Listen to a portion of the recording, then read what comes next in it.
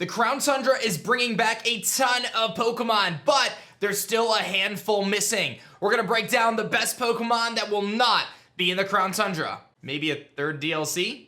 Butterfree, go!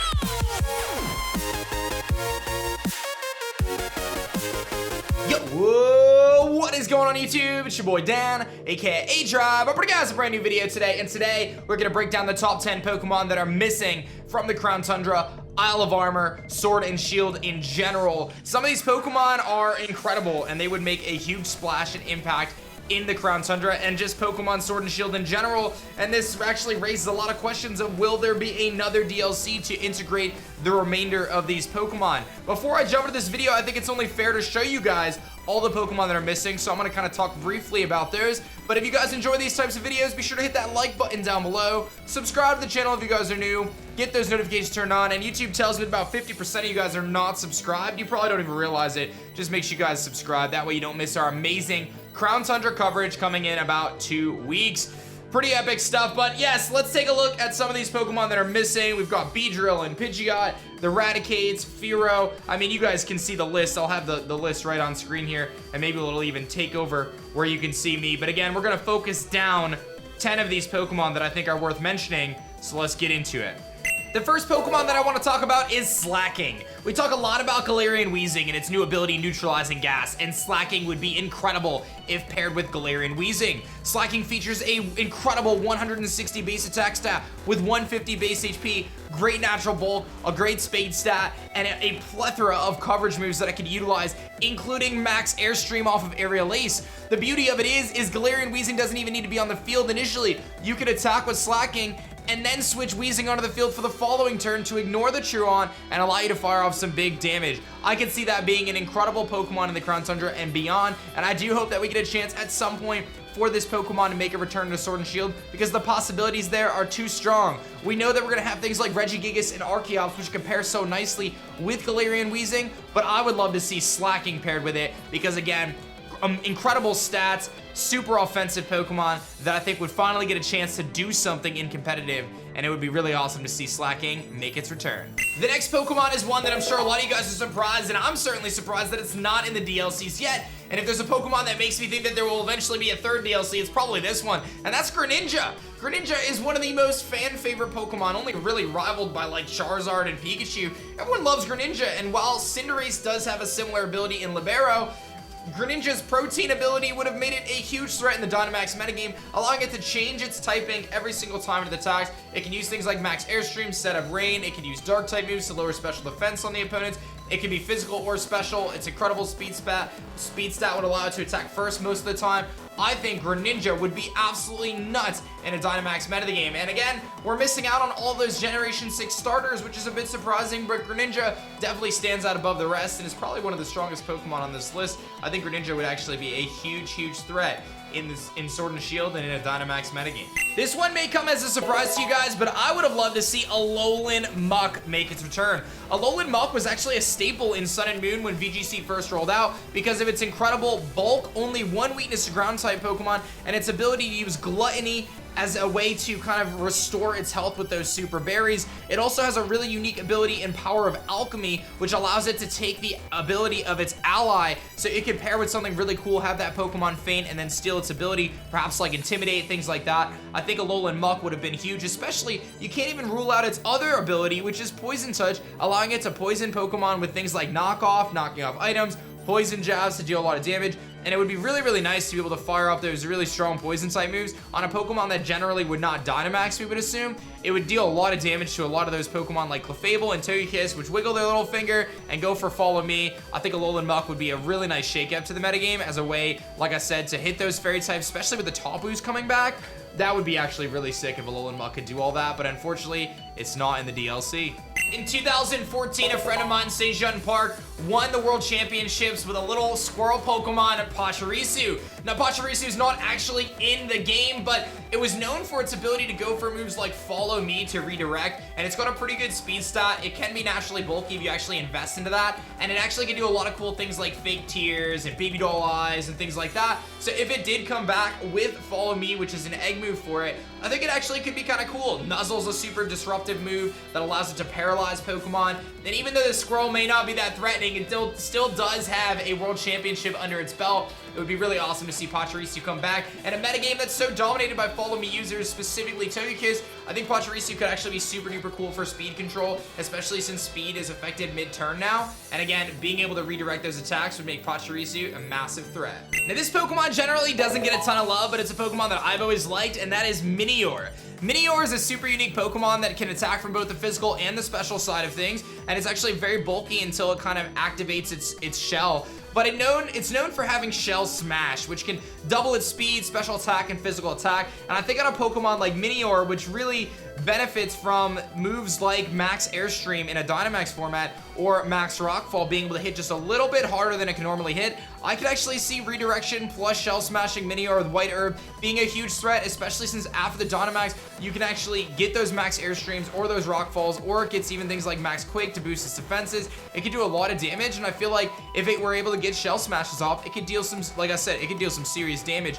I'm a big Minior fan, and it's really cool that they have like all the different shinies. I love the black little comet when it's the shiny form, but I really would have liked to see Minior in a situation where you could use it with Shell Smash. Generally right now, Blastoise kind of is the premier Shell Smasher, but it would be really cool to see Minior make an appearance. The next Pokemon may catch you guys a little bit by surprise, but it's Yanmega. Yanmega is a Pokemon that can deal massive damage with its two really cool abilities, Tinted Lens and Speed Boost. Speed Boost obviously giving it that speed boost every single turn, but I think more importantly here, we're looking at Tinted Lens, which is gonna make it so if you hit a Pokemon that's not very effective, it'll actually do regular damage, and you can fire off Max Airstreams to boost your own speed. It's got an incredible special attack stat. It's got some decent coverage, moves like Ancient Power, but the real thing here is just Tinted Lens, offensive attacks, Max Airstreams. I mean, that would be so hard to switch into. Nothing would resist it, obviously, for the most part, except for things like Magnezone, just because they have the 4x resist. I think Yanmega would be super cool. And again, being able to go for Protect and Speed Boost, or just fire off Max Flutterbys and Max Airstreams,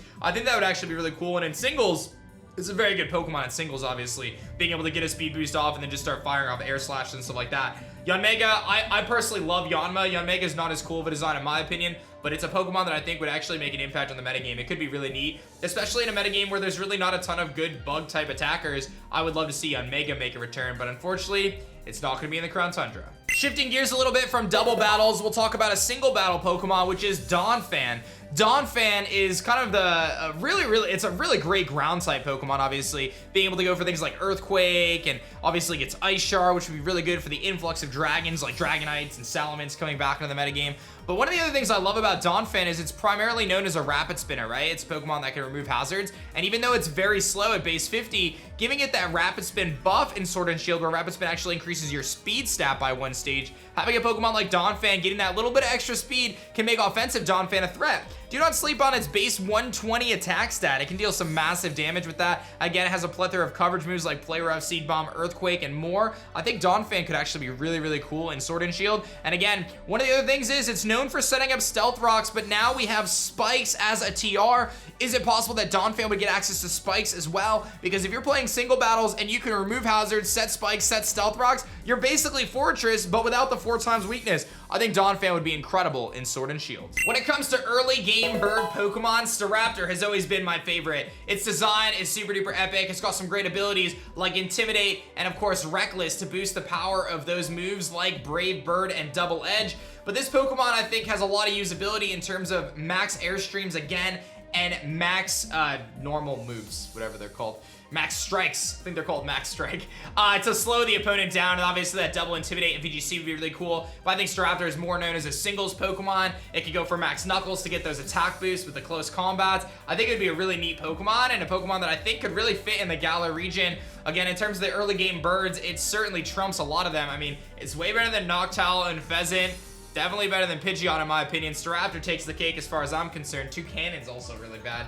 Staraptor's definitely the best early game bird, but maybe they're holding off because, you know, SINNOH remakes, baby. There's no possible way I can make a countdown like this without listing the most broken Pokemon in double battles, which is Smeargle. Smeargle's sketch move allows it to basically copy every single move in the game, with pretty much the exception of, I think, Dark Void and maybe one or two other things, but it can still use Spore, it can still redirect attacks, it can still use things like King Shield and just be incredibly annoying to deal with and really provide any support that a team could need. So I think Smeargle would be, I don't know if it would be welcomed back to VGC, but it's certainly a Pokemon that I think is missing. It was oftentimes paired with things like Xerneas and stuff like that to allow it to set up. I don't want to see a metagame like that anytime soon, even though I think it's eventually inevitably coming.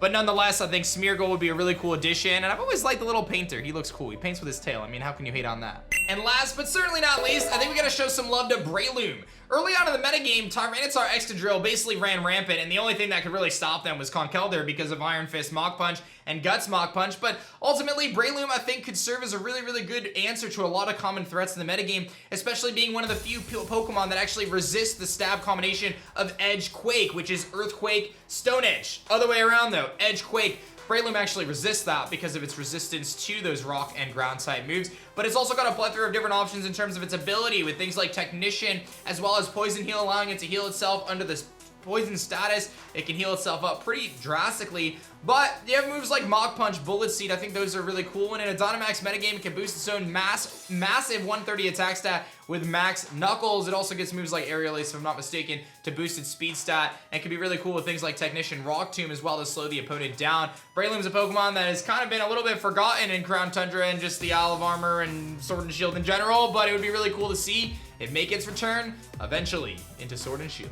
So there you have it. We broke down 10 amazing Pokemon that are unfortunately not coming back to the Crown Tundra or Sword and Shield in general. And again, it poses a huge question of what does this all mean? Are we going to get some sort of information about, you know, new DLCs or whatever it may be? I don't want to start any crazy hype trains on that yet because we just simply don't know, but the reality of it is there's a lot of Pokemon missing, and while I continue to talk and out to this video, we'll pop them up on the screen again so you can see all the Pokemon missing, and I pose the question to you, which Pokemon are you most bummed that's not coming to the DLC? Because there's still, like I said, a lot of Pokemon that are not coming to Pokemon Sword and Shield, so a lot of question marks about that. Could that be the SINNOH remakes? Could that be another DLC in springtime?